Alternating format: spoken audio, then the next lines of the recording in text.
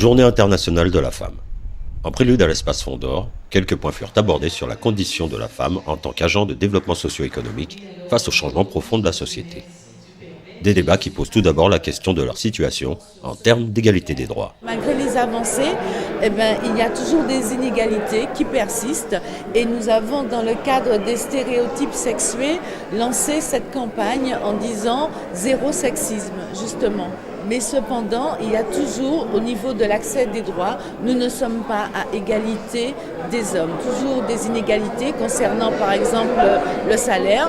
Plus de 24% nous séparent. Nous avons, au niveau des pensions de retraite, plus de 40% nous séparent.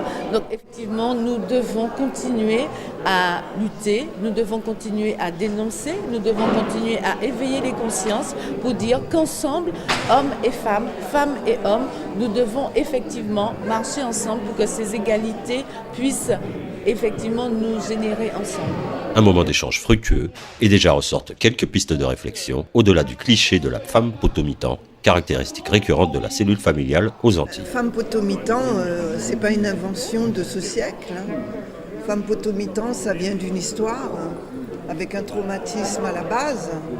Donc la femme potomitan d'aujourd'hui, elle est le fruit de cette transmission où la femme avait le rôle important, c'est elle qui portait la responsabilité de la maternité, du nom. Et elle a aussi vécu le fait qu'à un moment donné, les hommes partaient de la maison pour aller chercher du travail. Elles ont donc resté seules avec les enfants. Il n'y a pas d'éducation possible si le père et la mère ne sont pas impliqués correctement et harmonieusement et complémentairement dans l'éducation de leur enfant.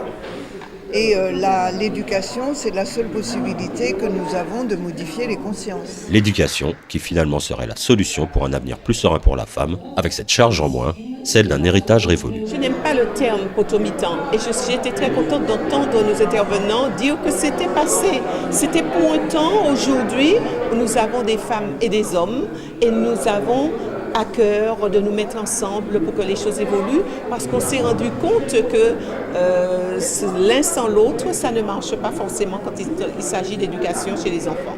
Les femmes maintenant sont arrivées au point où elles font ce qu'elles peuvent, et c'est ça. Et je crois que les enfants ont compris, et les enfants aussi sont en échec. Et quand les enfants sont en échec, automatiquement les mamans sont en échec aussi. Je pense que notre petite conférence débat permettra de bouche à oreille de se poser le problème, d'aider les autres à la réflexion et puis pourquoi pas redresser la barre.